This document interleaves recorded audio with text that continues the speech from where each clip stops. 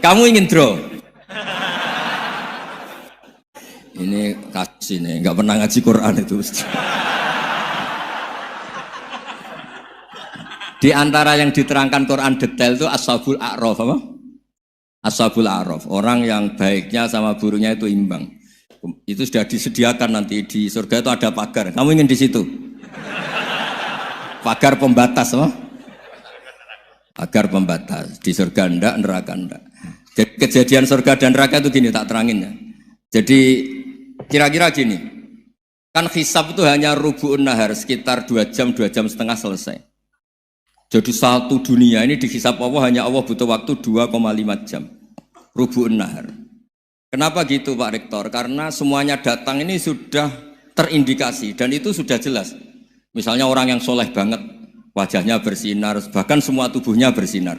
Yas'anuruhum baina aidihim. Yang pas-pasan, ya sinarnya pas-pasan. Sehingga nanti yang punya sinar cukup di kanan.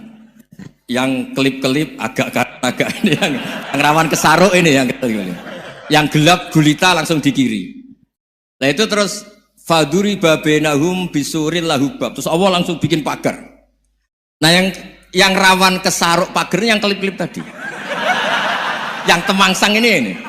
Karena yang jelas hitam di kiri, yang jelas putih kanan. Yang abu-abu ini sama malaikat digaruk saja. Nah terus temangsang di Araf itu. Nah, terus setelah dipagar ini dia punya kegiatan. Kalau melihat neraka bilang Rabbana srif anna adzab jahannam. Kalau melihat surga ya Allah, ma kuntu asqa khalqik. Saya ini hamba Engkau yang tidak paling sial dan Kau Maha Rahman. Tolong saya jangan dihadapkan ke neraka lagi. Karena itu menyiksa. Wa ahraqaka. Ya ketika melihat neraka itu dia komentar, ya Allah, neraka ini begitu merusak wajah saya. Hawa panasnya itu sudah menghancurkan semua. Baunya juga agak enak. Saya minta saya dihadapkan ke surga bersama Allah. Tapi kamu tidak minta lagi kan? Tidak, saya hanya minta itu tok. Gitu. Nah ini saya pandu. Kalau kamu ngalami tak pandu.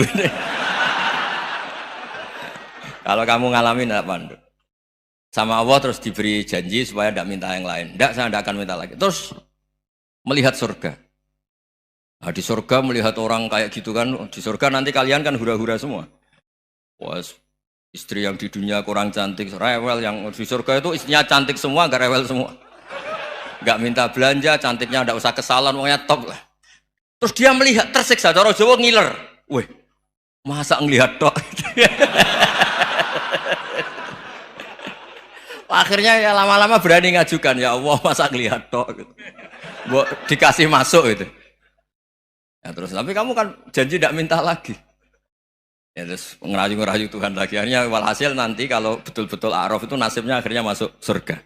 Tapi tadi digarap dulu lah, dikerjain dulu. Itu lama sekali perjalanannya, memang lama sekali. Nah soal orang membunuh itu, apa contohnya tadi? Berbuat buruk sama orang lain, ya apapun lah. Berbuat buruk sama orang lain itu kalau faktanya nanti tobat, Allah yang bisa ngelola itu. Makanya Nabi pernah senyum-senyum, pernah tertawa-tawa. Sungguh ketika Allah menghendaki rahmatnya itu semuanya indah. Yaqtulul qatil fayatubu hadza. Jadi ada orang nyun sewu membunuh, terus dia tobat serius. Kemudian al-maqtul yang dibunuh ini masuk surga karena madlum. Qatilnya karena tobat serius juga masuk surga. Ya begitu juga di kedoliman-kedoliman yang lain. Jadi ya makanya tobat itu penting sekali. Ya taruh saja begini yang terkenal ya, contoh Wahsy itu jelas di surga karena syahid dibunuh Wahsy. Apa Hamzah? Hamzah ini jelas di surga karena matul syahidan, dibunuh secara syahid oleh Wahsy. Tapi karena Wahsy tobatnya serius, nanti juga di surga. Begitu juga keburukan-keburukan yang lain. Jadi tobat ini misalnya ada orang hartanya dicuri. Tentu yang dicuri ini kalau dia orang baik, ya mungkin secara formal lapor polisi. Tapi kalau dia orang baik mungkin ridho lah, sudah itu saya ridho kan. Berkahnya ridho, dia menjadi orang baik karena ridho diuji Allah, hartanya apa? Dicuri. Kemudian yang mencuri tobat. Entah harta itu dikembalikan, entah dikasihkan masjid sebagai amalnya yang dicuri, entah apa-apa. Allah ngasih tobat orang ini. Kemudian sama-sama jadi orang baik, kemudian sama-sama di surga. Makanya itu Nabi sampai senyum-senyum, betapa rahmatnya Allah tidak terbatas. Sama lagi betapa rahmatnya Allah tidak terbatas. Bahkan Qatil sama Maktul bisa ngopi di surga bareng tadi itu. Karena ya tadi, masyhur itu. Yang paling legenda dalam sejarah Islam kan, saya pernah membunuh orang yang sangat dicintai Rasulullah. Sebagai tobat saya akan membunuh orang yang paling dibenci Rasulullah. Singkat cerita, Wahsy ini menangi bunuh Musailamah al-Kadzdzab, orang yang ngaku-ngaku Nabi yang merusak tatanan apa? Islam. Apapun itulah, cerita-cerita apapun itu. Makanya saya sering cerita, kalau preman pasar itu tobat, bu, jangan nyapu masjid. Tobatnya tetap di pasar, yang dulu pasar gak aman karena dia, sekarang aman karena dia. Jangan tobat terus nyapu di pasar, pasar diganti suksesennya, pengganti. Itu nggak fair apa? Jadi kalau tobat itu harus seimbang dengan zaman salahnya. Zaman apa? Kayak Umar. Ketika dia kafir itu orang Islam dibikin takut. Terus ketika dia Islam gantian orang kafir dibikin takut. Pertama dia Islam langsung marahnya Abu Jahal, awas kalau ganggu Rasulullah, ngadepin saya. Itu fair. Kenapa? Fair. Jangan tobatnya bikin orang takut, lah tobat ke masjid nyapu, yang di pasar diganti penggantinya tetap gaduh. Gak boleh, harusnya kalau lama bikin pasar takut, ya sekarang lama bikin pasar apa? Aman. Itu tobat yang apa? Seimbang. Ya kira-kira gitu ya. Nanti tak pandu kalau sudah diarah.